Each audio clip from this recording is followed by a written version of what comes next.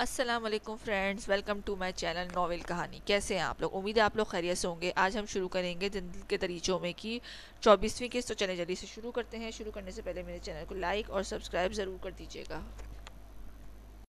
تمہیں پسند کیوں نہیں آ رہا کوئی ڈریس؟ ارسم نے اسے ششو پنج کا شکار دیکھا تو استفار کیا۔ اس وقت ملک ہاؤس کے تقریباً سبھی نفوذ اس ارجنٹ شادی کی شاپنگ کے لیے نکلے ہوئے تھے، ماں سوائے دولہے کے جو صبح سے کہیں نکلا ہوا تھا اور تاحال واپس نہیں پلٹا تھا۔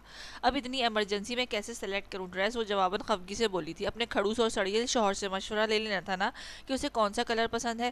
عفیفہ نے شرارت سے اسے چھیڑا تو وہ ستمگر کے ذکر پر جھینپ سی گئی جس نے اسے کل رات حواسوں سے بے حواس کر دیا تھا۔ ان کا کیا پوچھتی ہیں بھابی، وہ محترم تو ان کے ہر رنگ میں دیوانہ وار پسند فرمائیں گے۔ ارسم نے آنکھ دباتے ہوئے بے شرمی سے کہا تو اس محترم کی دیوانگی کی جھلک یاد آتے ہی جسم میں ایک میٹھی سی لہر دوڑ گئی، جبکہ چہرہ سرخی چھلکانے لگا تو وہ روحان سی ہو گئی۔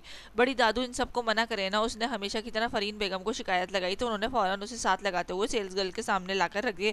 مہندی کے ڈریسز خوبصورت ڈیزائن دکھانے لگی۔ مجھے یہ بہت اچھا لگ رہا ہے۔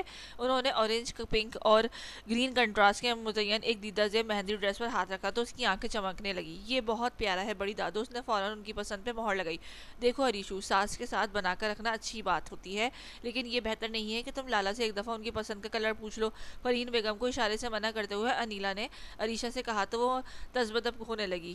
کر لو شاباش، شوہر سے مشورہ کرنا اچھی بات ہے۔ کاؤنٹر کے سامنے کرسیوں اور صوفے پر بیٹھے وہ بڑے اطمینان سے اسے دیکھتے مشورے دیے جا رہے تھے، جبکہ سامنے کھڑی سیلز اس پیاری سی لڑکی کو کبھی ان کی باتوں پر خائف ہوتی تو کبھی جھپتے ہوئے دیکھ کر مسکرائی جا رہی تھی۔ شوہر نہیں ہے وہ میرے، آیت کے پاس سے پہ آیت کی بات پر اس نے جلدی سے کہا تو وہ ایک فلک شگاف فرمائشی کہکا مال میں گونجتا بہت سو کو اس کی شاپ کی جانب متوجہ کر گیا تھا جہاں وہ سب جمع ہوئے تھے۔ اچھا چلو شوہر نہ صحیح، لیکن ایک عدد پرانے چاچو سے مشورہ لینا بھی اچھا ہوتا ہے۔ اب کی بار اس کو دیکھتے ارسم نے اسے پچکارنا چاہا تو وہ اپنی ہی بات پر سمجھ آنے اور ان کے طنز پر ہجل سی ہو گئی تھی۔ ابھی یہ جنگ جاری تھی کہ جب مہوش چچی نے بہت سکون سے کیف کو ویڈیو کال ملا کر موبائل اس کے سامنے رکھ دیا تھا۔ اس سے پہلے کہ وہ کال بند کرتی اس کی گھمبیر آواز اسپیکر کے گونجتی اس کی دھڑکنیں تیز کر گئی تھی۔ السلام علیکم، کیف ملک اسپیکنگ۔ اپنے دھیان میں گم اس نے اپنے مخصوص انداز میں تعارف کروا کر موبائل اسکرین کی جانب دیکھا تو وہ اولیو گرین کلر کا کرتا ٹراؤزر میں ملبوس، سنہرے بالوں کی پونی بنائے سیاہ چادر کندھوں پر رکھے گھبرائی ہوئی سی اس سے نظریں چرا رہی تھی۔ وعلیکم السلام، یہ سب آپ کے لیے کپڑے پسند کر دیں پلیز۔ سب کی پرشوق نظریں خود پر جمے دیکھ کر اس نے جلدی سے کیمرے کا رخ بدل کر اسے کپڑوں کا ڈھیر دکھایا، اور وہ جو اس وقت شدید ذہنی ٹینشن کا شکار اس مسئلے میں الجھا ہوا تھا، اپنی بیوی کے اپنے بچاؤ کے لیے کی گئی اس حرکت کے باعث اگلے 40 منٹ تک سب کے ڈریسز پسند کروانے میں اپنی رائے کا اظہار کرتا اور ان کی شاپنگ مکمل کرواتا چلا گیا۔ ہر طرح کی شاپنگ مکمل کرنے کے بعد اس نے فرین بیگم کو اس کے لیے برائڈل ڈریس اور اس کے دن کے حوالے سے دیگر ایسیسریز خریدنے سے منع کرتے ہوئے کال بند کر دی تھی۔ یہ بندہ ہمارے خاندان میں عاشقی کی نئی مثال رقم کرنے والا ہے۔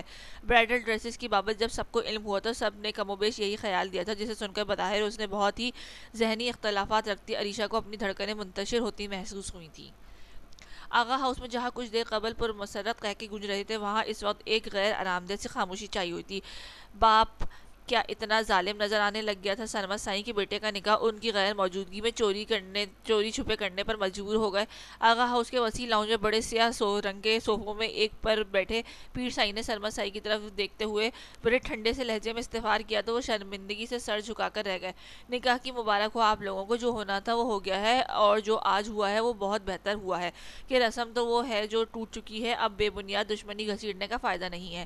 پیر سائی کے کہنے پر بہت سو کے چہرے دوبارہ سے کھل اٹھے تھے۔ ٹھیک کہہ رہے ہیں آپ پیر سائی، بی جان جو کہ پیر سائی کو منانے والوں میں سے تھی خاصے عقیدت بھرے انداز میں تائیدن گویا ہوئی تھی کہ اتنے عرصے بعد ان کے پیر سائی ان کے پوتے کی منمانی کے باوجود خود آ کر اس دشمنی کو ختم کر رہے تھے۔ اس سے بڑھ کر انہیں کیا چاہیے تھا؟ ایک ہفتے تک ہم لوگ اپنی امانت لے آئیں گے۔ دلہن کے روپ میں سجی سما کو بڑی سی چادر میں خود کو سمیٹتے دیکھ کر اس کے سر پر ہاتھ رکھتے ہوئے انہوں نے بردباری سے کہا تو آصف آغا صاحب نے گہری سانس بھرتے ہوئے ان کی بات کی تائید کی۔ لیکن ہم چاہتے ہیں کہ جب بلال بارات لینے آئے تو نور ہمارے ساتھ آئے اور اپنی بھابھی کو یہاں سے رخصت کروا کر لے جائے۔ یہ بلال کی اکلوتی بہن ہے، اس لیے ہم چاہتے ہیں کہ اس خوشی میں ہمارے ساتھ رہے۔ اسی باروب اور سنجیدہ لہجے میں کہتے ہوئے اب کی بار وہ بہت سو کے چہرے پھیکے پڑ گئے تھے۔ نور کیسے جا سکتی ہے آپ کے ساتھ؟ علی صاحب نے فوراً پوچھا تو اس کی کشادہ پیشانی پر بل پڑا تھا۔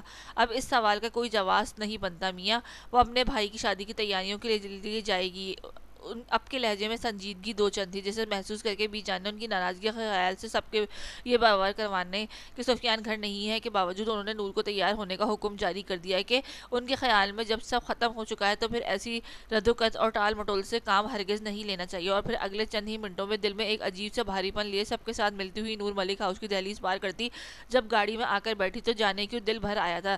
دل نے بے ساختہ اس شخص کو شدت سے یاد کیا جو اپنی چاروں دوستوں کے ساتھ اسپیشل روم میں موجود اپنے تمام دشمنوں ماں سوائے پیر سائیں کے ان سب کو ان کے کیے کی سزا ان کے مطابق دینے کو تیار کھڑا تھا۔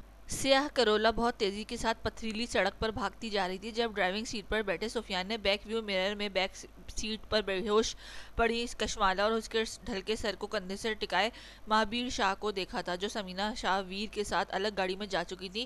ماہی تو واقعی اپنی میڈم سے اتنا ڈرتا ہے؟ مہابیر جو کشمالہ کے بالوں میں انگلیاں چلاتا ہوا اپنی سوچوں میں مگن تھا اس کے اس سوال پہ چونکا۔ کیا مطلب؟ اس نے بھوے سے کرتے ہوئے اس کی پشت کو گھورا۔ مطلب یہ کہ بھابھی کی اتنی دہشت کہ اپنا ایکشن دکھانے کے لیے ان کو پہلے بے ہوش کرنا پڑا۔ اس نے دانت نکوستے ہوئے وجہ بیان کی تو اسے دیکھ کر رہ گیا جو کچھ قبل والے سفیان سے مکمل طور پر مختلف نظر آ رہا تھا۔ سکون سے گاڑی ڈرائیو کرتا دماغ کے پہیے گھمائے جا رہا تھا۔ ٹیچر سے اسٹوڈنٹ ڈرتے ہی ہیں۔ ایک نظر اس کے وجود پر ڈالتے ہوئے اس نے بے نیازی شو کرنی چاہی لیکن سامنے بھی سفیان آگا تھا۔ لیکن یہ اور بات ہے کہ مہابیر شاہ اپنی بیگم کشمالہ جنید سے ضرورت سے زیادہ ڈرتا ہے، رائٹ؟ آنکھوں میں کمینگی بھرے اس نے بظاہر بڑی سنجیدگی سے دریافت کرنے پر ماہی کا دل چاہا تھا کہ کچھ ایک دھموکا اسے دے مارے۔ رائٹ اور رونگ کو اس میں تمہارے ساتھ ہرگز نہیں کھلنے والا، اس لیے منہ کے زاویے درست رکھو، تمہاری فضول کی چرچر سے میم کی نیند خراب ہو سکتی ہے۔ اس کے بے دریغ اسے لتاڑتے ہوئے اس کی زبان بند کرنی چاہیے جو کہ ناممکن تھا۔ اس نے بے سرپا باتیں بہت بعد میں گاڑی شاہ پیلیس کے پورٹیکو میں رکی اور کشمالہ کو ہوش و حواس سے بیگانہ وجود اٹھائے مہابیر نے جب اس کا بیگ کو اٹھانا چاہا تو کھلے بیگ سے نظر آتے اس کے سامان کو دیکھ کر اس کے چہرے کی گھمبیرتا خطرناک حد تک بڑھ گئی اور پھر جب بھجے ہوئے ہونٹوں کے ساتھ مہابیر نے کشمالہ کے نازک وجود کو اپنے بیڈ پر لٹایا تھا اسی لمحے پیر حویلی میں چند لمحے قبل پہنچنے والی نور سفیان کے سامنے پیر سائی نے خلا کے پیپرز رکھے تھے۔ عریشہ کی وجہ سے ایک غیر ضروری کام پہ اچھا خاصا وقت ضائع کرنے کے بعد اس نے کال بند کر کے موبائل جینز کی پاکٹ میں گھسیٹتے ہوئے اسے دیکھا جو منہ کے برے زاویے بناتا اسی کی جانب متوجہ تھا۔ میں تمہیں اچھا خاصا ذہین اور سلجھا ہوا انسان سمجھتا تھا۔ اس نے سمجھنا تھا پہ زور دیتے ہوئے اپنی بات کی تو اس کا بایاں آئیبرو اچکا تھا، اس کی جانب تیکھے انداز میں دیکھا تھا۔ یہ سمجھتا تھا سے کیا مراد ہے تمہاری؟ اس نے سنجیدگی سے استفسار کیا۔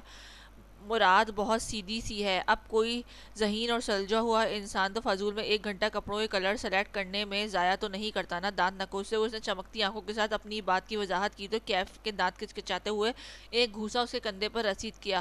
اور جو تم صبح صبح چائے کی پیالی بناتے ہو اسے تم کس عقل مندی کے زمرے میں لانا پسند کرو گے؟ اس کے ساتھ متعلقہ جگہ پر جانب بڑھتے ہوئے اپنے مخصوص انداز میں محو گفتگو تھا۔ وہ کو خاصا لمبا کرتے ہوئے وہ جیسے کچھ یاد آنے پر کھل کر ہنس دیا۔ وہ تو ایک وفا شعار شوہر کی اپنی بیگم جان سے محبت کی ادنا سا اظہار ہے۔ بمشکل اپنی ہنسی کو ہوشوں میں روکتا ہوا وہ آنکھوں میں شرارتی چمک لیے بظاہر بڑی انکساری سے بولا تو اس کے انداز پر کیف کو نہ چاہتے ہوئے بھی ہنسی آ گئی۔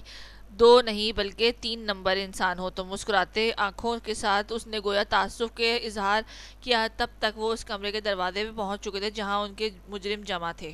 دروازے کو دیکھتے ہی ان کے چہروں پر چھائے نرم تاثرات یکلخت غائب ہو گئے تھے اور ایک سرد اور شفاف تاثر آنکھوں اور چہرے پر چھا گیا تھا۔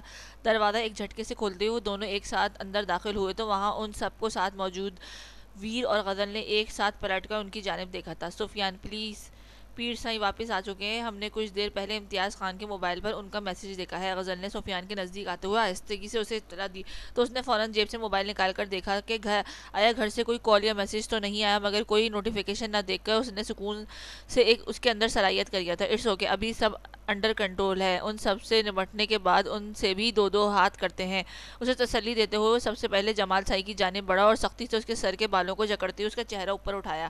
ان چہروں کو غور سے دیکھو جمال سائی اور اندازہ لگاؤ کہ اپنے سے کم عمر ان نفوس سے اپنا ذاتی اناد نکالنے کے لیے تم نے اتنی قیمتی ذائل ضائع کیے ہیں۔ تم نے وہ بول نہیں رہا تھا بلکہ غرا رہا تھا۔ جس عمر میں لوگ خواب بنتے ہیں اس عمر میں یہ لوگ دنیا سے چھپ کر اپنے ٹوٹے بکھرے داغدار وجود کو سمیٹنے کی تگودو کر رہے تھے۔ ان کے بال جکڑتے ہوئے اس نے ایک زوردار مکہ اس کے جبڑے میں مارا تو وہ لڑکھڑاتا ہوا کیف کی سمت گیا۔ جو سفیان سے بھی زیادہ بے دردی اور بے مہری سے اسے اپنا نشانے کی زد میں رکھے ہوئے تھا۔ اپنی فرعونیت دکھاتے ہوئے تم شاید یہ فراموش کر بیٹھے تھے کہ ایک ذات اوپر بیٹھی ہے۔ ایک بند بوتل کو نیلم شاہ کے سامنے رکھتے ہوئے غزل کے لہجے کی ٹھنڈک اس کی ہڈیوں میں اترنے لگی تھی کہ وہ بخوبی جان چکی تھی کہ یہ بند بوتل میں کیا ہے۔ پیسے کی ہوس اور اقتدار کی بھوک نے آپ سب کے دلوں میں اپنے رشتوں کا احترام اور بھروسہ اس طرح سے ملیامیٹ کیا ہے کہ آپ سب قتل جیسے منصوبے بنانے لگے۔ ویر تابڑ توڑ آفاق شاہ اور وسیم شاہ کو زد میں رکھے ہوئے تھا۔ کمرے کے ایک کونے میں جمے ہوئے خون کے ساتھ زخمی ٹانگے لیے امتیاز خان ادموا سا پڑا عبرت کی مثال لگ رہا تھا۔ وہ سبھی ان کے حملوں کے جواب میں مزاحمت کرنے کی کوشش کر رہے تھے، اور اسی کوشش میں جب نیلم شاہ نے غزل کو دھکا دیا تو میز سے ٹکرائی تھی۔ اس سے پہلے کہ کوئی سمجھ پاتا، میز پر رکھی وہ بوتل غزل کے ہاتھ لگنے سے نیچے گھٹنوں کے بل قدرے بفری ہوئی بیٹھی نیلم شاہ پر گری تو کمرہ ایک دم سے اس کی ہولناک چیخوں سے گونج اٹھا تھا کہ غزل کے ہاتھ لگنے سے جب بوتل گری تو اس پر رکھا ڈھکن پہلے نیچے گرا تھا۔ یا اللہ! نیلم شاہ کی حالت دیکھ کر غزل فوراً آگے بڑھی کہ اسے اس پل کی اذیت اور تکلیف یاد تھی۔ وہ یہ بوتل صرف اسے ڈرانے کے، اس کے تمام جرائم کو قبول کرنے کے لیے لائی تھی تاکہ انہیں پھر قانونی کارروائی کے لیے قانون کے حوالے کیا جا سکے، مگر مکافات عمل شاید اسی کا نام تھا۔ اس نے غزل، نیہا اور کشمالہ سمیت بہت ساری لڑکیوں کے جذبات کے ساتھ گھناؤنے وار کیے تھے۔ اسے اس کی سزا ملنی ہی تھی۔ غزل رک جاؤ! ویر نے فوراً لپک کر اسے تھاما کہ بے شک اسے دیکھ کر اسے بھی تکلیف ہوئی تھی، مگر وہ تکلیف ماں اور بیوی کو دی جانے والی تکلیف سے زیادہ نہ تھی۔ نیلم شاہ کو 4 سپاہیوں کی کسٹڈی میں ہاسپٹل روانہ کرنے اور سب کی دگرگوں حالات کرنے کے بعد سفیان اور ویر نے اپنے تمام مجرموں کو اپنے سپاہیوں کے ساتھ ٹارچر سیل بھیج دیا تھا کہ وہ اتنی جلدی انہیں معاف نہیں کر سکتے تھے۔ نہ ان کے جرائم اتنے آسان تھے کہ وہ ابھی اس کمرے سے نکلے بھی نہ تھے کہ سفیان کی جیب میں رکھا موبائل گنگنا اٹھا تھا۔ اس نے بائیں ہاتھ سے جمال سائی کے کالر کو جکڑا دیتے ہوئے ہاتھ جینس کی پاکٹ میں ڈال کر اپنا موبائل نکال کر بلنک کرتی اسکرین کو دیکھا تو ماتھے پر شکن ہوئی تھی۔ اس نے بھیجے ہوئے ہونٹوں کے ساتھ کال ریسیو کر کے موبائل کان سے لگایا۔ ہیلو، ایس پی سفیان آغا، سنا ہے کہ آپ لولے لنگڑے زخمی دوستوں کے ساتھ مل کر تم نے میرے کچھ ساتھیوں کو اپنی حراست میں لیا ہے۔ کال پک کرتے ہی پیر سائی اپنی منحوس آواز کے ساتھ جو بولنا شروع ہوئے تو اس کے چہرے کی خجلات تن سے گئے۔ کام کی بات پر آئیں، فضول باتیں کرنے کا آپ کو شوق ہوگا مگر مجھے سننے کا ہرگز نہیں ہے۔ بنا کسی لحاظ و مروت کے وہ تیکھے چتونوں کے ساتھ گویا ہوا تو اس کے نزدیک کھڑے کیف نے چونک کر اس کی سمت دیکھا تھا۔ دھیرج رکھو ایس پی، دھیرج، کیونکہ جو میں تمہیں کہنے والا ہوں تمہیں سننے میں دلچسپی ضرور ہوگی۔ اس کا لہجہ گویا سفیان کی بے بسی کا مزہ لینا چاہتا تھا، مگر دوسری جانب ایسی کوئی چاہت نہ تھی۔ میری برد، وہ سختی سے بول رہا تھا جب اس نے الفاظ پر جی جان سے ٹھٹکا تھا۔ سنا ہے کہ میرے پوتے کے ساتھ اپنی بہن کا نکاح کیا ہے؟ ہاں تو؟ بے چینی اور اضطراب یکرک اس کی رگوں میں دوڑنے لگا تھا کہ جمال سائی کے کالر پر گرفت مضبوط تر ہو گئی تھی۔ تو ہر چیز کی ایک قیمت ہوتی ہے سفیان آغا، تو اب تم بہن کے نکاح کی قیمت اپنی بیوی کو طلاق دے کر چکاؤ گے۔ اس کی زہر خند آواز پر اس کے رگوں میں خون انگارے کی مانند دوڑنے لگا جبکہ آنکھیں لہو چھلکانے لگی تھی۔ کیا بکواس کر رہے ہو تم؟ خبردار میری بیوی کا نام اپنی زبان پر لایا تو؟ ضبط کھوتا وہ ایک دم زور سے چلایا تو ان تینوں نے پریشانی کے ساتھ اس کی سمت دیکھا جو اس وقت گویا سب کچھ فنا کر دینا چاہتا تھا۔ صرف نام؟ میں تو تمہاری قائم و دائم بیوی کو اپنی حویلی لے کر آیا ہوں، اس کے سامنے خلا کے پیپرز بھی رکھے ہوئے، ارادہ تو یہی کہ خلا کے پیپر سائن کرواؤں، لیکن پھر تم یہ طرز آ گیا کہ کہاں بیوی کے ہاتھ سے طلاق لے کر منہ چھپاتے پھرو گے، اس لیے بہتر ہے کہ تم ہی طلاق دے دو۔ یا پھر اسے گلے پر تیز دھار چھری کی مانند اپنے گھٹیا الفاظوں کا وار چلاتے ہوئے لمحہ بھر کے لیے رکا تو ضبط کی شدت سے اس کی سانسیں دھونکی کی مانند چلنے لگی جبکہ غیظ و غضب کے ماتھے اور گردن کی رگیں پھولنے لگی۔ یا پھر میرے بیٹے سمیت میرے تمام ساتھیوں کو ہر طرح کے کیس سے آزاد کر کے بیوی بچے کی رہائی پالو۔ مکارانہ انداز میں بات مکمل کر کے اس نے فوراً کال بند کر دی تو سفیان کا دل چاہا وہ اس شخص کو زندہ زمین میں گاڑ دے، اور پھر اس نے سارا غصہ جمال سائی اور امتیاز خان پر نکالتے ہوئے فوراً آغا ہاؤس کا رخ کیا کہ اسے سچ جاننا تھا۔ آپ ایسا نہیں کر سکتے پیر سائی۔ پیر سائی کے حجرے میں ان کے ساتھ بیٹھی نور نے جب ان کی بات اور سفیان کی باتیں سنی تو خوفزدہ نگاہوں سے سامنے میز پر رکھے خاکی رنگ کے لفافے کو دیکھتے ہوئے نفی میں سر ہلایا تو انہوں نے توجہ سے پوتی کو دیکھا۔ کیا تم جانتی ہو نور سرمد کہ مجھے تم سے رتی بھر بھی کوئی لگاؤ نہیں ہے؟ میری پوتی کے رتبے سے اسی دن دستبردار ہو گئی تھی جب وہ کمینہ شخص تمہیں ہماری برسوں سے چلتی ہوئی رسم کو توڑ کر لے چلا تھا اور تم اس کی نسل کی بانی بننے کو تیار ہمارے سامنے آئی تھی۔ تمہیں میں صرف جمال سائی اور اپنے پوتے جسے وہ 5 دوست موت کے حوالے کر گئے تھے ان کا بدلہ لینے کے لیے لایا ہوں۔ ان سب کے بعد میری برات ہے تم مرو یا جیو۔ اپنے لہجے میں دنیا بھر کی لاتعلقی اور صفا کے لیے وہ بولتے نور کو تھرا کر رکھ گئے تھے۔ بہت خوب پیر سائی، بہت خوب۔ شرم آتی ہے مجھے آپ جیسے شخص کو اپنا باپ کہتے ہوئے اور اس علاقے کا مرشد و پیر کہتے ہوئے۔ سرمد سائی کی اچانک آمد پہ انہوں نے پلٹ کر دروازے کو دیکھا تو چہرے کی رنگت فوراً متغیر ہوئی کہ وہاں سے حویلی کے سبھی نفوس چہرے پر نفرت لیے اندر داخل ہو رہے تھے۔ کس بیٹے اور پوتے کا بدلہ لینے چاہتے ہیں آپ جس سے خود آپ کی گناہوں اور ذلتوں کی دلدل میں اتارا تھا، یہ کیوں لینا چاہتے ہیں آپ ان کا بدلہ؟ کبھی ان کی بیوی ماں بہنوں کے سر پر سایہ شفقت تو رکھا نہیں؟ اپنی انا کے لیے بدلہ لینے کا کھیل رچایا ہے آپ نے۔ نسرین بیگم اندر آتے ہوئے گویا پھٹ پڑی تھی۔ اگرچہ بیٹے کی موت اور شوہر کی قید اور سزا کا غم انہیں بھی بے تحاشا تھا، لیکن وہ ان سے اس قدر ظالمانہ اور بے رحمانہ رویے کی توقع نہ رکھتی تھی۔ اپنے مرتبے اور اپنے نام کا ہی خیال کر لیتے، یہی سوچ لیتے کہ لوگ آپ کو کس جگہ پر بٹھاتے ہیں، اور آپ انہی لوگوں کی زندگیوں کے ساتھ کھیلنے والے بیٹے اور پوتے کے لیے میری بیٹی اور بیٹے کی زندگی اجاڑنا چاہتے ہیں۔ نور اور بلال کو دیکھتے ہوئے سرمد سائی نے افسوس زدہ لہجے میں کہا، جبکہ نور سمیت سب دم سادے اپنے آنسو کے ساتھ انہیں دیکھ رہے تھے۔ میرے منہ کو مت آؤ تم لوگ، میرے اسی نام اور مرتبے کی وجہ سے میں نے تم لوگوں کے لیے یہ کیا ہے۔ سب سنبھلتے ہوئے انہوں نے فوراً بچاؤ کرنے کی صحیح کرنی نہیں چاہیے تھی آپ کی دوسروں کی رگوں کو کاٹ کر حاصل ہونے والی حرام کی کمائی۔ ان کی بات سن کر غم و غصے سے پاگل ہوتا بلال ایک دم سے دھاڑتا ہوا وہ لہجے بھر کے لیے لاجواب سے ہو گئے تھے۔ میں نے ہمیشہ یہی سمجھا کہ آپ میری محبت میں مجھے یہاں لانے کی کوشش کرتے ہیں، مگر آپ نے تو مجھے میری ہی نہیں اس شخص کی نظروں میں بھی گرا دیا جسے آپ کے لیے میں نے ہمیشہ ڈی گریڈ کیا تھا۔ سب پر تعینانہ نظر ڈالتی نور اپنی جگہ سے اٹھی اور پیر سائی کے سامنے جا کر لرزتے ہونٹوں کے ساتھ گویا ہوئی، اس جیسا دل رکھنے والے شخص کا نام خود سے جدا کرنے سے بہتر ہے کہ میں خود کو ہی ختم کر دوں تاکہ آپ کے انتقام کی نام نہاد جنگ کا اختتام ہو۔ مگر یاد رکھیے گا کہ آپ کے سب مظالم ایک طرف اور میرے بچے کا قتل میں کبھی معاف نہیں کروں گی۔ بھیگے لہجے میں بولتی ہوئی وہ پلک جھپکنے کی سی دیر میں فروٹ باسکٹ پر پڑی چھڑی اٹھا کر اپنی کلائیوں میں رکھی تو ایک بہت ساری چیخیں ایک ساتھ بلند ہوئی تھی۔ نور، ان سب کی چیختی آوازوں میں ایک آواز قدرے بلند اور خوفزدہ آواز گہری کھائی سے آتی محسوس ہوئی تھی تو پیر سائی کے پیروں تلے سے زمین کھسک گئی۔ سیاہ کیرولا تیزی سے چلتی ہوئی ملک ہاؤس کی دو ہیکل گیٹ کے پار ہوتی پورٹیکو کی بجائے وہیں پتھریلی روش پر جا رکی۔ ڈرائیونگ سیٹ پر مضطرب اور قدرے غصے میں مبتلا کیف نے اتر کر فرنٹ ڈرائیونگ اوپن کیا اور غزل کو نیچے آنے کا اشارہ کیا تھا۔ ویر اس وقت آغا ہاؤس میں ساری صورتحال جاننے کے بعد پیر حویلی جاتے سفیان کے ساتھ ہو لیا تھا، جبکہ غزل جو نیلم شاہ کی دگرگو حالت دیکھ کر پینک ہو چکی تھی اور اسے شاہ پیلس لے کر جانے کے بجائے وہ ملک ہاؤس لے آیا تھا تاکہ وہ وہیں شادی کے ماحول دیکھ کر فریش ہو جائے کہ شاہ پیلس میں بھی صورتحال ابھی اسٹریس تھی، ایسے میں اسے ملک ہاؤس لے جانا اسے مناسب لگا تھا۔ عائشہ کا موڈ کیسا ہے؟ اس کے ساتھ چلتی غزل نے کیف کو دیکھا جو اس کے ہاتھ تھامتے اندر کی جانب بڑھ رہا تھا۔ اتنے بہتر ہے کہ تمہیں میرے ساتھ دیکھ کر کوئی گملہ ٹائپ شے میرے سر پر نہیں دے مارے گی۔ لہجے میں زبردستی کی بشاشت سموئے وہ بولتا ہوا دروازہ کھول کر اندر قدم رکھ ہی رہا تھا کہ کشن اڑتا ہوا اس کے سر پر آ لگا۔ اس اچانک حملے پر اس نے حیرت اور سامنے دیکھا تو متخیر دشمن جاں پر ٹکرائی جو پہلوؤں میں ہاتھ دھرے مسٹرڈ کلر کی شلوار قمیض میں ملبوس خلاف عادت و معمول دوپٹہ کاندھوں پر رکھے سنہری بالوں کی چٹیاں کاندھوں پر سجائے ہوئے اسی طرف رخ کیے کھڑی تھی۔ غزل جو اس حملے پر قدرے گڑبڑائی تھی مگر جیسے ہی نظر عریشہ پر پڑی تو ہنسی کا فوارہ سا اس کے ہونٹوں سے پھوٹ پڑا تھا اور یہی ہنستے ہنستے دوسرا ہاتھ کیف کے بازو پر رکھتے ہوئے کچھ یاد کروانے کی کوشش کی تو اس کے چہرے پر بھی مدھم سی مسکان پھیل گئی۔ دوسری جانب عریشہ جو ارسم کو تنگ کرنے پر اس کا نشانہ لے رہی تھی اس کی دغا دینے پر بے ساختہ آنے والے کیف کا نشانہ بنا گئی۔ ایسے میں غزل کی غیر متوقع آمد اور ہنسی نے اسے گڑبڑا کر رکھ دیتا۔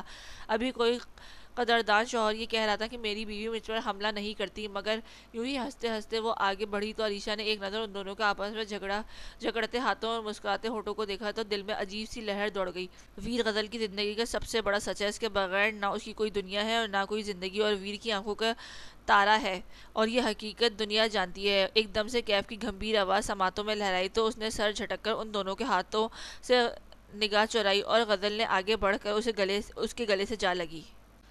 انتہائی بے مروت خاتون ہو تم آنسا غزل، تمہارے دوست کی مہندی ہے آج اور تم ابھی آ رہی ہو، وہ بھی اتنی روکھی پھیکی حالت میں۔ اس سے گلے ملتی عفیفاً اسے لتاڑا تو وہ مسکرا دی۔ مہندی میں اپنے ویر کے ساتھ مکمل تیاری کے ساتھ شرکت کروں گی، ابھی تو میں ذرا اس ایمرجنسی شادی کی تیاریوں میں ہاتھ بٹانے آئی ہوں۔ اس نے فوراً بات بناتے ہوئے فرحین بیگم اور عائشہ کے ساتھ جگہ بنائی تھی۔ شادی تو ایمرجنسی ہی ہے لیکن تم سب دوست تو اس سے بھی زیادہ ایمرجنسی میں رہتے ہو، مجال ہے جو کبھی سارے ایک ساتھ اپنی فیملی کے ساتھ مل بیٹھے ہو۔ مہوش بیگم نے پیار سے ڈپٹا تو اس کے دل میں ایک کسک سی اٹھی تھی۔ آپ ہمارے لیے دعا کریں نا کہ ہم سب کی ایمرجنسی آج ختم ہو اور آج کے فنکشن میں ہم سارے ایک ساتھ اکٹھے ہوں۔ غزل نے ایک نظر قدرے فاصلے پر کال سنتے کیف کو دیکھ کر پورے دل سے کہا تو سب نے آمین کہنے لگے۔ لڑکی تم بتاؤ ذرا کیوں ہمارے لڑکے کے صبر کا امتحان لینے کے لیے آج اس کے سامنے اس روپ میں آئی ہو؟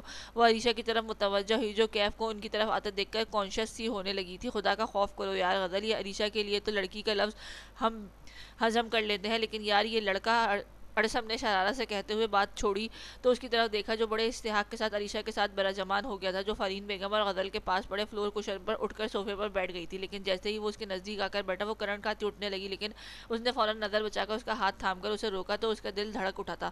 اس نے خائف سی نظروں سے ادھر ادھر دیکھتے ہوئے سب کی جانب درزیدہ نگاہوں سے دیکھا اور بڑے بے ساختہ انداز میں اپنا دوپٹہ پھیلا کر ہاتھوں میں چھپانے کی کوشش کی۔ ہم علیشہ کو سسرال اور میکے والے چکر میں ڈالنے ہی نہیں چاہتے، اس لیے ہم نے اسے گھر جانے دیا ہی نہیں۔ انیلا بھابی نے اس کے وہاں ہونے کا ریزن بتایا تو غزل مسکرا دی، بلکہ ہم تو اسے مشورہ دیں گے کہ کیف کو بھی کبھی کبھار چاچو سمجھ کر یہاں ہی میکے کا مزہ لے لینا۔ مہوش چچی کی شرارت و چھت پھاڑ فرمائشی کہہ کر ابل پڑا تو وہ حجالہ تو حیا سے سرخ پڑنے لگی اور ان کی شرارتوں سے پہلے ہی پریشان ہو رہی تھی۔ اس پر کیف کی موجودگی اور اس کے ہاتھ کا نرم دباؤ جو اس کے ہاتھ پہ اب کلائی کی جانب سرایت کر رہا تھا۔ رات کی مہندی کی رسم کے لیے باہر آنے سے پہلے میرا انتظار کرنا۔ موبائل کی بیپ ہونے پر اس کے ہاتھ ہولے سے دبا کر وہ سرگوشی نما آواز میں کہتا اپنی جگہ سے اٹھا اور غزل کو ایک اشارہ کرتا وہ فرین بیگم سے دعا لیتا بڑی تیزی سے واپس دروازے کی جانب بڑھ گیا، جبکہ اس کے حکم میں ان سب کی شرارتیں، مسکراہٹیں اور کہکے گونجتے ہوئے سچی خوشیوں کی ترجمانی کر رہے تھے، اور سرخ ہوتے ہاتھوں کی چمک آنکھوں کے ساتھ دیتی ان کے کانوں میں بار بار گونجتی سرگوشیوں پہ خود میں سمٹتی جا رہی۔ اس کی سپاٹ نظریں اس کے ہوش و حواس سے بیگانہ وجود پر مرکوز تھی جو اس سے چند انچ کے فاصلے پر موجود بیڈ پر محو خواب تھی۔ سمینہ شاہ کی طبیعت کے پیش نظر انہیں میڈیسنز دے کر ان کے پرانے بیڈ روم میں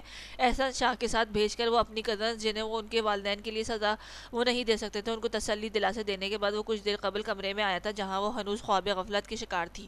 اس کے وجود سے بھڑکتی ہوئی نگاہ صوفے پر پڑے بیڈ پر ٹکرائی تو خوبصورت آنکھوں میں جیسے سرد مہری سی چھا گئی تھی۔ نہ جانے کتنی ہی دیر تک وہ یوں ہی جلتا کلستا رہا جب اس کے نزدیک لیٹی کشمالہ کے وجود میں کسمساہٹ سی ہوئی تھی۔ اس کے ہوش میں آتے دیکھ کر وہ بے ساختہ اس کے نزدیک کھسکا جس کے خوبصورت چہرے پر اس وقت سخت بے چینی اور اضطراب کے تاثرات کے رنگ دکھا رہے تھے۔ مہابیر اس کے خشک ہونٹوں سے نکلنے والے اس کے الفاظ نے جیسے اس کا جلتے بھلتے دل پر پھوار سی برسائی تھی۔ ناٹ فیئر میم، اپنے کیے کی سزا بھگتے بغیر آپ یوں ان ارادوں سے بچ نہیں سکتی، اداؤں سے بچ نہیں سکتی۔ اس کے ہونٹوں کی گہری نگاہوں کو دیکھتے ہوئے وہ سرگوشی نما آواز میں بولا تو بڑی نرمی کے ساتھ اس کے نرم رخسار پر ہاتھ پھیرنے لگا جن پر مٹے مٹے آنسوؤں کے نشان تاحال موجود تھے۔ نہیں، اسے کچھ مت کرو پلیز۔ اس کے خشک ہونٹ ایک دفعہ پھر سے سرسرائے تو اس کی ذہنی خلفشار کا اندازہ لگاتے ہوئے اس نے آہستگی سے اپنے ہاتھ کی 2 انگلیاں اس کے ہونٹوں پر رکھتے ہوئے اسے مزید کچھ بولنے سے روکا تھا۔ اس کے گرم ہاتھ کا لمس کی حدت تھی کہ یا اس کی نگاہوں کی پرتپش لپک کہ وہ ایک دم سے شعور کی منازل طے کرتی آنکھیں کھولنے کی کوشش کرنے لگی۔ آنکھیں کھولنے پر دکھائی دینے والا چہرے کو دیکھ کر وہ چند پل بے یقین و حیرت سے اسے دیکھتی رہی اور پھر کپکپاتا ہوا ہاتھ اٹھا کر اس کے چہرے کے جاذب نقوش کو چھونے لگی۔ اس کی یہ بے اختیاری اسے مدہوش کرنے لگی تھی، لیکن خود پر کڑے پہرے بٹھائے وہ اس کے اگلے عمل کا منتظر رہا۔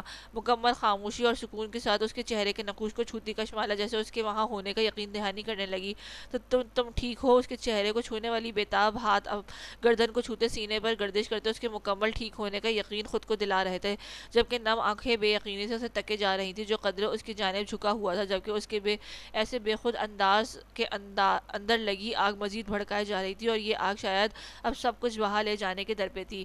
اس نے کچھ کیا تو نہیں، اس کے ہونٹ اور ہاتھ مسلسل اس کے کچھ بولنے کچھ کہنے کے منتظر اپنے دل کو سکون پہنچانے کی کوشش کر رہے تھے۔ اس نے ایک نظر ان کی ٹانگوں کی جانب ڈالتے ہوئے کمرے میں نظر گھمائی تو ویل چیئر کے بیڈ کے نزدیک دیکھ کر اس کا دل چاہا وہ پھوٹ پھوٹ کر رونے لگے۔ وہ نہیں جانتی تھی کہ وہ یہاں تک صحیح سلامت کیسے آئی تھی، لیکن اس کا اس حالت میں اسے بچانے کے لیے جانا اور اس کی معذوری کا سوچ کر اس کا دل جیسے پھٹنے کو ہو گیا تھا۔ بے قابو ہوتے آنسوؤں کے ساتھ اس نے ایک دفعہ پھر سے اس کے چہرے کو چھونا چاہا جب اس کے ضبط کا پیمانہ لبریز ہوا۔ اس کے دونوں ہاتھ اپنے ہاتھوں میں جکڑتے ہوئے اس کے سر کی طرف تکیے کے ساتھ لگاتا اس پر مکمل طور پر جھکتا اپنی آنکھوں سے اس کی نم آنکھوں میں گاڑ گیا۔ جب مجھے چھوڑ کر جانے کا ارادہ باندھ چکی تھی تو میرے صحیح سلامت واپس آنے یا نہ آنے سے آپ کو کیا غرض؟ بھاری لہجے میں غراتے ہوئے بولتا وہ اس کی سانسیں خشک کر گیا۔ اسے اندازہ نہ ہوا کہ وہ کب اس کے ارادوں سے باخبر ہوا تھا۔ وہ سب ایک اپنی صفائی میں بولنا چاہتی تھی جب وہ مزید اس کی جانب جھکا تو ایسی بلا کی کربت میں وہ دم ساتھی اپنے لب زور سے بھیجتی سانس تک روک گئی تھی اور اس نے اتنے نزدیک تھا کہ اس کی مونچھیں اسے اپنی تھوڑی پر چبھتی محسوس ہو رہی تھی اور اس نازک صورتحال میں ایسی قربت اس کی جان نکال رہی تھی۔ پڑھی لکھی باشعور خاتون ہیں، آپ یقیناً جانتی ہوں گی کہ کاغذی رشتے کو انمٹ رشتے میں تبدیل کرنے میں کتنی دیر لگتی ہے۔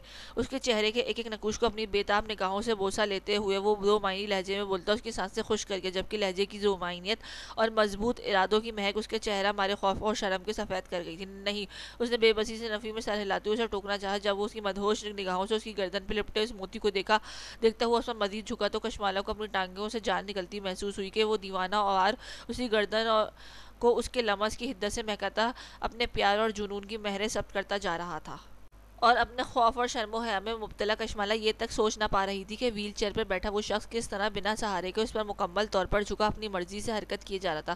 مہابیر پلیز پیچھے ہٹو، میں کہیں نہیں جا رہی، نہ اس رشتے کو کچھ کر رہی ہوں، لیکن پیچھے ہٹو، میری جان نکلنے لگی ہے۔ جس رشتے کی ابھی دل و دماغ مکمل طور پر تسلیم ہی نہیں کر سکتا تھا، اس کے حوالے سے ایسی قربت اس کے لیے بہت بھاری تھی۔ تبھی وہ بھیگے لہجے میں دبا دبا سا چلائی تو مہابیر نے سر اٹھا کر اس کی جانب دیکھا تو اس کی سر گردن دیکھ کر دل ایک ترنگ میں دھڑکا تھا۔ آپ کی جان بہت قیمتی ہے میم، اسے یوں نہیں بلکہ اس سے بھی زیادہ پیار سے نکالنے کی کوشش کروں گا۔ اسے کان کی لو کو چھوتے ہوئے دل نوازی سے کہتا وہ اس کا پورا وجود جیسے دل بن کر دھڑکنے لگا تھا، کیونکہ اس ستمگر کی گستاخ انگلیاں اس کی گردن میں موجود موتی کو چھو رہی تھی۔ یہ موتی کس نے دیا تھا؟ ہنوز اس پر جھکے اس نے موتی سے کھیلتے ہوئے اس نے بھاری لہجے میں سرسری سا تاثر سموئے استفار کیا تو کشمالہ نے بے بسی سے اسے دیکھا، گویا اشارہ کیا ہو کہ ایسی قربت میں وہ کیسے جواب دے، اور آج بہت ڈر گئی تھی۔ مہابیر کو کچھ ہو جانے کے احساس نے اسے جیسے پاگل کر دیا تھا، ایسے میں وہ ہر طرح کے خدشے کو پرے پھینکتی اس کے ساتھ کچھ پل گزارنے کے حق میں تھی، اسی لیے وہ اس وقت کوئی خاطر خواہ مزاحمت نہیں دکھا رہی تھی۔ اس کا اشارہ سمجھتے مہابیر نے تھوڑا سا فاصلہ بڑھا کر اسے بولنے کا اشارہ کیا تھا۔ کچھ سال پہلے میں گھر جا رہی تھی کہ سڑک پر کسی حادثے کا شکار 4-5 لوگوں کو دیکھ کر رک گئی تھی۔ مجھ سے جس قدر ہوا میں نے ان لوگوں کی مدد کی اور ایمبولینس کو اطلاع دے کر وہاں سے جا رہی تھی جب وہاں موجود ایک فرد نے یہ میری طرف لڑکایا تھا۔ ٹھہر ٹھہر کر بولتے ہوئے اس نے بات مکمل کی تو مہابیر کی آنکھوں میں نہ جانے کیا کچھ لہرایا تھا۔ آپ لوگ ان لوگوں کو جانتی ہیں؟ گہری نگاہوں سے اسے دیکھتے ہوئے اس نے ایک اور سوال کیا تھا۔ نہیں، ان سب کی حالت بہت خراب تھی، خون سے چہرے اٹے ہوئے تھے، ایسے میں پہچانا بہت مشکل تھا۔ یہ موتی شاید ان کی طرف سے میرے شکریہ کے لیے تھا، یہی سوچ کر میں نے اسے پکڑ لیا تھا۔ اس نے اب بھی وہ بات بتائی جو اس کے علم میں تھی۔ اس کی تمام بات سن کر وہ جھکا اور نہایت عقیدت سے اس کا ماتھا چومتے اسے چند پل کے لیے ششت کر گیا تھا۔ میں انٹرکام کے ذریعے نیچے میسج بھجوا دیتا ہوں، کھانا کھا کر میڈیسن لے کر 1-2 گھنٹے ریسٹ کر لیں، رات 8-8:30 بجے میرے ایک دوست کی مہندی پر جانا ہے۔ اس پر سے ہٹتا وہ نرمی سے اسے کہتا انٹرکام کی جانب متوجہ ہو گیا۔ جب وہ اپنے بکھرے بال سمیٹتی فریش ہونے کے لیے اٹھنے لگی تو اس نے ساتھ ایک ہی کمرے میں ایک ہی بیڈ پر ہونے کے احساس سے اس کے وجود میں عجیب سی لہر دوڑ گئی تھی، جس سے فوراً ہی سر جھٹک کر ظاہر کرتی وہ جلدی سے واش روم کی جانب بڑھ گئی۔ بجلی کی سی تیزی کے ساتھ وہ آگے بڑھا اور اس کی چھری پھیرنے سے قبل ایک جھٹکے سے چھری اس کے ہاتھ سے کھینچ کر پرے پھینکی تو وہ سیدھی پیر سائیں کی دائیں بازو میں جا کر پیوست ہو گئی، جس سے اس کی غراہٹ بلند ہو گئی، جس سے مکمل طور پر بے نیاز وہ روتی ہوئی نور کو سینے سے لگائے دیوانہ وار اس کے چہرے، بالوں، ہاتھوں، کندھوں کو چومے جا رہا تھا۔ اس کی اس قدر دیوانگی پہ پیر حویلی کی سبھی خواتین نور کی قسمت پر رشک کرنے لگی تھی۔ آپ جیسے لوگ ہی معاشرے کے لیے بدنما داغ اور انسانیت کی توہین ہے۔ دل تو چاہ رہا ہے کہ چوک میں الٹا لٹکا کر لوگوں سے درے لگوائیں، لیکن تمہارے نام کے ساتھ لگے مرتبے کی حیا مات دے جاتی ہے۔ نور کو سینے سے لگایا وہ گردن موڑ کر ان کی جانب دیکھتا نفرت انگیز لہجے میں دھاڑا تو ویر آگے بڑھا۔ اسی پل کیف کے اندر قدم رکھا۔ اس کے ساتھ یوسف ملک کا پرسنل ملازم جو انہی کے کارندہ تھا وہ بھی تھا، جس کے ذریعے اس کے کالے کارنامے کھل کر سامنے آ چکے تھے اور اب ان کے ماننے والے حویلی کے باہر کھڑے مشتعل انداز میں انہیں زندہ مارنے کے در پہ تھے، اور یہی ان کے لیے منتخب کی گئی سزا تھی۔ بلال نے سب کو اندر جانے کو کہا تھا تو سبھی خواتین اپنے خاندان کے مردوں کے ایسے انجام پر آنسو بہاتی ہوئی اندر چلی گئی تھیں، ماں سوائے نور کے جو سفیان کے سینے سے لگی اس حجرے کے باہر کھڑی لوگوں کے حجرے میں موجود پیر سائیں پر حملہ آور ہوتے دیکھ کر انتہائی دکھ اور تکلیف کا شکار ہو رہی تھی، اور اس کا یہی تکلیف دیکھ کر وہ اس کے لیے سب سے ملنے کے بعد جلدی سے وہاں سے نکل گیا، جبکہ ویر اور کیف بھی کچھ دیر بعد لوگوں کے نغمے سے بمشکل ان دونوں کو چھڑوا کے جیل کی جانب لے جانے لگے تھے کہ اب تابوت میں آخری کیل قانونی انداز میں ٹھوکی جائے گی۔ اس کی آنکھ لگی تھوڑی دیر ہی ہوئی تھی کہ جب عجیب سی احساس کے تحت اس کی آنکھ کھلی تو نگاہ سیدھی اس کے پہلو کی طرف گئی۔ وہ ایک جھٹکے سے اٹھی اور یہ کہاں گئے اس وقت؟ دل میں ڈھیروں تفکر لیے اس نے واش روم کی طرف دیکھا تو لائٹ آف دیکھ کر اس نے فوراً کمرے میں نظر دوڑائی، جب ایک سائڈ پر پڑی ویل چیئر دیکھ کر جیسے دل دھک سے رہ گیا تھا۔ یہ ویل چیئر کے بغیر کیسے گئے؟ اور کہیں وہ پھر سے تو نہیں آ گیا؟ خوف کی ایک زوردار لہر اس کے وجود میں لہرائی تو وہ سرعت سے بیڈ سے نیچے اترتی، ننگے پاؤں دروازے کی جانب لپکی اور دروازہ کھول کر بنا دوپٹے کھلے بالوں اور ننگے پاؤں وہ سیڑھیوں کی جانب بڑھی اور بھاگتے قدموں کے ساتھ سیڑھیاں اترتی نیچے جانے لگی، اور آخری سیڑھی پر پیر رکھا ہی تھا کہ جب سامنے پڑنے والی نظر پر اس کا پورا وجود ہوا میں متعلق ہو گیا۔ وہ پھٹی پھٹی نگاہوں سے یک ٹک سامنے دیکھ رہی تھی، جہاں وہ ننگے پیر زمین پر جمائے سیاہ ٹراؤزر اور سیاہ ٹی شرٹ میں ملبوس اس کی طرف سے رخ موڑے، ایک ہاتھ میں موبائل کان سے لگائے، ساتھ میں کسی سے محو گفتگو تھا، جبکہ دوسرے ہاتھ میں سرمئی رنگ کی مگ موجود تھا جسے وہ وقفے وقفے سے ہونٹوں کے ساتھ لگاتا شاید چائے سے لطف اندوز ہو رہا تھا۔ اس کی بے یقین نگاہوں کا لمس کا احساس تھا یا اس کی موجودگی کا خیال جو وہ اچانک بات کرتے ہوئے پلٹا تو ششت کھڑی ششمانہ کی نگاہیں اس کے چہرے سے ٹکرائیں، جہاں کشادہ پیشانی پر بل گچھے کی مانند بکھرے پڑے تھے، جبکہ خوبرو چہرہ اسے چند اچانک سامنے پا کر پل بھل کر رنگ بدل گیا تھا، لیکن فوراً خود کو سنبھالتے اس نے بند کال کر کے موبائل کان سے ہٹا کر ٹراؤزر کی پاکٹ میں گھسیڑا۔ اسے اپنی طرف تکتا پا کر کشمالہ کی کی نگاہیں اس کے چہرے پر گردش کرتی ہوئی اس کی کشادہ سینے سے ہوتی ہوئی واپس اس کی ٹانگوں اور سفید پیروں میں مرکوز ہو گئیں، جو بہت مضبوطی کے ساتھ زمین پر جمے گویا اپنے مضبوطی بیان کر رہے تھے۔ اس کے پیروں پر جمی بے یقین نگاہوں میں یکا یک ایک ایک کر کے بہت سے رنگ پہرا سجانے لگے تھے، حیرت، بے یقینی، ٹوٹا ہوا مان، دکھ، تکلیف، اور سب سے آخر میں بہت شدت کے ساتھ ان میں ایک تاثر بڑی سرعت کے ساتھ پھیلاتا غصہ، اور غصے کی لہر اتنی شدید تھی کہ وہ ایک دم سے آخری سیڑھی پر پیر رکھتی نیچے اتری۔ اسی آسنا میں وہ ویر اور غزل صدر دروازے سے اندر داخل ہوئے، مگر ان دونوں میں سے کوئی بھی اس کی جانب متوجہ نہیں تھا، اور وہ خود سامنے نظر آتی اس غیر متوقع سی صورتحال کو دیکھ کر موقع کی سنگینی اور نزاکت کو سمجھ کے چپ چاپ وہیں دروازے کے چند قدم کھڑے انہیں دیکھنے لگے، جہاں وہ چہروں پر ڈھیروں تاثرات سجائے ننگے پیر، ننگے سر، تیز قدموں سے چلتی ہوئی اس کی جانب بڑھی اور اس کے نزدیک چند انچ کے فاصلے پر جا ٹھہری، جو لاؤنج میں بڑے صوفوں پر چند انچ کے فاصلے پر کھڑا جی جان سے اس کی طرف متوجہ تھا۔ اس کے یوں اس لمحے اس کے سامنے ٹھہرنے پر ویر اور غزل سمیت مہابیر نے بھی اسی لمحے بھر کے لیے اپنی سانسیں روکتے ہوئے اسے دیکھا، جو آنکھوں میں ٹوٹے مان اور بھروسے کی کرچیاں لیے اسے شعلہ اگلتی نگاہوں سے تک رہی تھی۔ ڈھیروں ہمت جمع کرتے ہوئے اس نے اپنے ہونٹوں کو جنبش دینی چاہی، جب وہ بھوکی شیرنی کی مانند غرائی، just shut up, I said just shut up, شکل نہیں دکھنا چاہتی میں تم جیسے فریبی انسان کی نفرت ہے مجھے تمہاری آواز سے، بلند دھاڑتی آواز میں بولتے ہوئے وہ مڑی، مگر وہ ایک دم سے رکی۔ وہ تینوں جو اس کی یوں بلند آواز میں دھاڑنے پر دم خودہ رہ گئے تھے، اس کے جاتے جاتے رکنے پر چونکے ہوتے ہوئے یہ اخلق واپس پلٹی اور اس کے ہاتھ میں پکڑے مگ کو تیزی سے اس کے ہاتھ سے کھینچا، اور پلک چھپکنے کی سی تیزی میں ٹھنڈی ہوئی چائے کا تقریباً آدھے سے زیادہ بھرا ہوا مگ اس کے چہرے پر الٹ دیا۔ اس کی ناراضگی، غصہ یا وقتی نفرت سب ایک طرف، لیکن اس کا ایسے رد عمل دیکھ کر وہ شوق سے اپنے چہرے کو ہاتھ لگاتا غیر یقینی کی سی کیفیت میں اپنی شرٹ پر بہتی چائے کو دیکھا تو کبھی اسے جو ایک زہر خند نظر اس پر ڈالتی واپس پلٹ رہی تھی، اس سے ہوتی نظر دبی دبی ہنسی کی آواز پر دروازے کی طرف گئی، جہاں غزل اور ویر ہنسی ضبط کرنے کی کوشش میں دونوں ہاتھ ہونٹوں پر سجائے اسے بھنا کر رکھ گئے تھے۔ اس کے واپس پلٹنے پر اس نے شاکڈ وجود میں حرکت آئی اور اس نے لپک کر اس کی کلائی تھام کر اپنی طرف کھینچنا چاہا۔ جب اس نے لمس پر بکھرتے ہوئے اس نے اسے پیچھے کو دھکیلا تو خود قدم پرے کو ہٹانے چاہے، جب اس کی پشت وہاں پڑے صوفے سے ٹکرائی تو وہ پشت کے بل الٹی اسی کے صوفے پر جا گری۔ اس اچانک افتاد پر دم سادے وہ چند لمحے صورتحال سمجھنے کی کوشش کرتی اور یوں گری ہوئی تھی کہ اس کی ٹانگیں صوفے کی پشت کی جانب لٹک رہی تھی، جبکہ اوپری دھڑ صوفے کی سٹنگ پوزیشن میں موجود تھا۔ اس سے پہلے کہ وہ خود کو سنبھالتی ہوئی اٹھنے کی کوشش کرتی، وہ صوفے کی بیک سائڈ کی جانب سے جھکتا ہوا اس کے سر کے نیچے ہاتھ رکھتے ہوئے اسے قدرے اوپر کی جانب کھینچتا، اس کی ٹانگوں کو ایزی پوزیشن میں لاتا اس پر مکمل طور پر جھک چکا تھا۔ میڈم، آپ کا میری آواز، میری شکل سے غصہ، یہ نفرت سب فی الحال قابل قبول ہے، لیکن یار یہ چائے مجھے صرف پینے کی حد تک پسند ہے، اور نہ جانے وہ واقعی اپنے بھائی باورچی کی وہاں موجودگی کو فراموش کر چکا تھا یا دانستاً ان کو نظر انداز کیے۔ وہ اس پر جھکا بھاری لہجے میں بولتا اس کے اس قدر نزدیک ہوا کہ اس کی چائے سے بھیگی شرٹ اس کے حصان میں موجود کشمالے کی شرٹ کو بھی چائے سے داغدار کر گئی۔